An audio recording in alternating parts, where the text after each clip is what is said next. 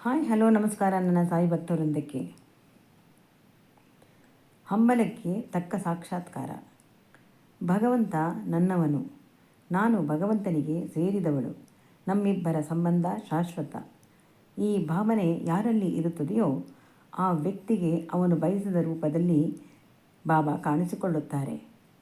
2005ರಲ್ಲಿ ದರ್ಶನ ನೀಡಲು ಆರಂಭಿಸಿದ ಬಾಬಾ 2016ರಲ್ಲಿ ಲತಾ ಅವರ ಮನೆಯ ಅಂಗಳದಲ್ಲಿ ಸ್ಥಿರವಾಗಿ ನಿಲ್ಲಲು ನಿಶ್ಚಯಿಸಿದರು. ಅದಕ್ಕೆ ಬೇಕಾದ ನಿರ್ವಹಣೆಯನ್ನು ಬಾಬಾರೇ ಮಾಡಿಕೊಂಡರು. ಲತಾರವರು ಮನೆಯ ಒಳಗೆ ಸ್ಥಳಾವಕಾಶ ಮಾಡಿಕೊಡಲು ನಿಶ್ಚಯಿಸಿದರು. ಆದರೆ ಅದಕ್ಕೆ ಬಾಬಾ ಸಮ್ಮತಿಸಲಿಲ್ಲ. ಒಂದು ಜಾಗವನ್ನು ತೋರಿಸಿ ಅಲ್ಲಿ ನೆಲೆ ನಿಲ್ಲುವುದಾಗಿ ಹೇಳಿದರು. ನಾನು ಜನರ ಉದ್ಧಾರಕ್ಕಾಗಿ ಬಂದು ನಿಲ್ಲುವೆನು. ಮತ್ತೊಂದು ಕಾರಣವೇನೆಂದರೆ, ಈ ಜಾಗದಲ್ಲಿ ಬಹಳ ವರ್ಷಗಳ ಹಿಂದೆ ಋಷಿಯೊಬ್ಬರು ತಪಸ್ಸು ಮಾಡಿದ್ದಾರೆ ಪರಮೇಶ್ವರನನ್ನು ಕುರಿತು. ಆಗ ಅವರ ಭಕ್ತಿಗೆ ಮೆಚ್ಚಿದ ಪರಮೇಶ್ವರ ಪ್ರತ್ಯಕ್ಷನಾಗಿ ಏನು ಬರಬೇಕು ಎಂದು ಕೇಳಿದ್ದಾನೆ. ಅದಕ್ಕೆ ಆ ಋಷಿ, ನನಗೇನು ಬೇಡ, ನೀನು ಸ್ಥಾಯಿಯಾಗಿ ನೆಲೆ ನಿಲ್ಲಬೇಕು, ಲೋಕ ಕಲ್ಯಾಣವಾಗಬೇಕು ಎಂದು ಹೇಳಿದರಂತೆ. ಅದಕ್ಕೆ ಸಂಬಂಧಿಸಿದ ಪರಮೇಶ್ವರ, ಈಗ ನಾನು ಬರುವುದಿಲ್ಲ, ಕೆಲ ವರ್ಷದ ನಂತರ ಸಾಯಿಬಾಬಾ ಹೆಸರಿನಿಂದ ಅವತಾರ ತಾಳಿ ಇಲ್ಲಿ ಬಂದು ನೆಲೆಸುವೆನು ಎಂದು ತಿಳಿಸಿದರು. ಅದರಂತೆ ಸದ್ಗುರುವಾಗಿ ಜನರಿಗೆ ಭಕ್ತಿ, ಜ್ಞಾನ, ವಿವೇಕವನ್ನು ಕಲಿಸಲು ಬಂದರು. ಇಂದು ಅವರು ತೋರಿಸಿದ ಜಾಗದಲ್ಲೇ ಮೂರ್ತಿ ಪ್ರತಿಷ್ಠಾಪನೆ ಮಾಡಲಾಗಿದೆ.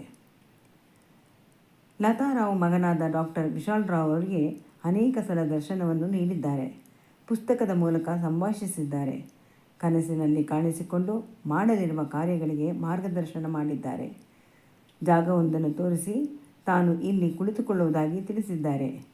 ಸರಿ ಎಂದಷ್ಟೇ ಮಾತ್ರ ಹೇಳಿದ ಅವರು ಮುಂದಿನ ಜವಾಬ್ದಾರಿ ವಹಿಸಿಕೊಳ್ಳಲು ಮಾನಸಿಕವಾಗಿ ಸಿದ್ಧವಾಗಿರಲಿಲ್ಲ. ಆದರೆ ಕಾರಣವಿಲ್ಲದೆ ಯಾವುದನ್ನೂ ಮಾಡದ ಬಾಬಾ ಪದೇ ಪದೇ ದರ್ಶನ ಕೊಟ್ಟು ನಾನು ನಿಲ್ಲಲು ಇಚ್ಛಿಸಿರುವ ಜಾಗವನ್ನು ತೋರಿಸುತ್ತಾ ಬಂದಿದ್ದಾರೆ. ನಂತರ ಡಾಕ್ಟರ್ ವಿಶಾಲ್ರಾವ್ ಒಂದು ನಿರ್ಧಾರಕ್ಕೆ ಬಂದರು. ಒಂದು ಮೂರ್ತಿಯನ್ನು ತಂದು ಪ್ರತಿಷ್ಠಾಪಿಸುವುದೆಂದು. ಇದನ್ನು ತಾಯಿಯ ಮುಂದೆ ಹೇಳಿದಾಗ ಅವರೊಂದು ಸಲಹೆ ನೀಡಿದರು. ಮನೆಯೊಳಗೆ ಇರುವ ಮೂರ್ತಿಯನ್ನು ಹೊರಕ್ಕೆ ತಂದು ಇಡುವುದು, ನಂತರ ಒಂದು ಛತ್ರಿ ಇಡುವುದೆಂದು. ಆದರೆ ಈ ಸಲಹೆಯನ್ನು ಬಾಬಾ ನಿರಾಕರಿಸಿದರು. 3.5 ಅಡಿ ಇರುವ ಮೂರ್ತಿಯನ್ನು ತರಲು ಹೇಳಿದ್ದಾರೆ. ನಂತರ ಅದನ್ನು ಯಾರ ಬಳಿ ಹೋಗಿ ಪಡೆಯಬೇಕೆಂಬುದನ್ನು ಸೂಚನೆ ಕೊಟ್ಟಿದ್ದಾರೆ. ಅದರಂತೆ ಬೆಂಗಳೂರಿನಲ್ಲಿರುವ ಮನೋಹರ ಶೆಟ್ಟಿ ಎಂಬುವವರನ್ನು ದೂರವಾಣಿ ಮೂಲಕ ಸಂಪರ್ಕಿಸಿ ವಿಚಾರಿಸಿದ್ದಾರೆ.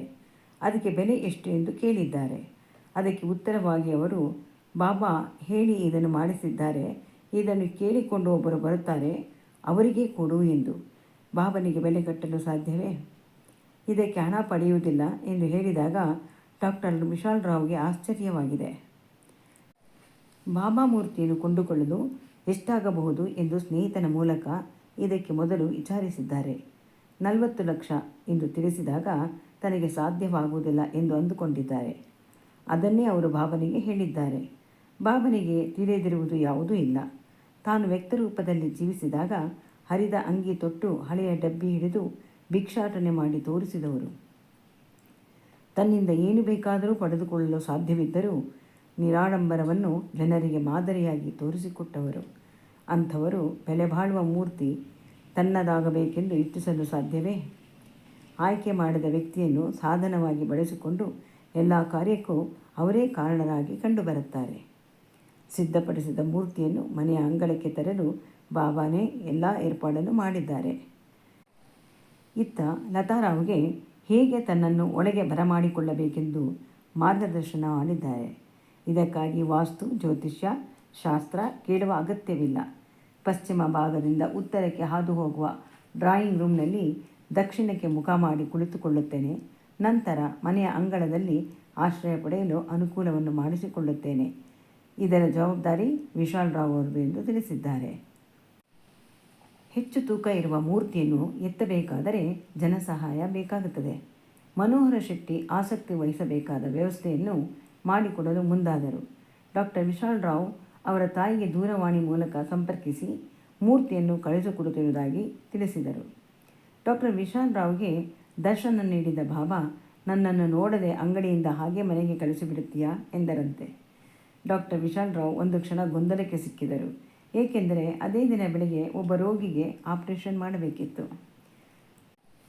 ಸಮಯ ಅವಕಾಶ ಸಿಗುತ್ತಿಲ್ಲ ಬಾಬಾ, ನನ್ನನ್ನು ನೋಡದೆ ಕಳಿಸುತ್ತೀಯಾ ಎಂದು ಪ್ರಶ್ನಿಸಿದ್ದಾರೆ. ಏನು ಮಾಡಲಿ ಎಂದು ಚಿಂತಿಸಿದರು. ತನ್ನ ಬಳಿ ಬರಮಾಡಿಕೊಳ್ಳುವ ಬಾಬಾ ಯಾವ ರೀತಿ ಅಡೆತಡೆಯೂ ಬಾರದಂತೆ ಎಚ್ಚರ ವಹಿಸುತ್ತಾರೆ.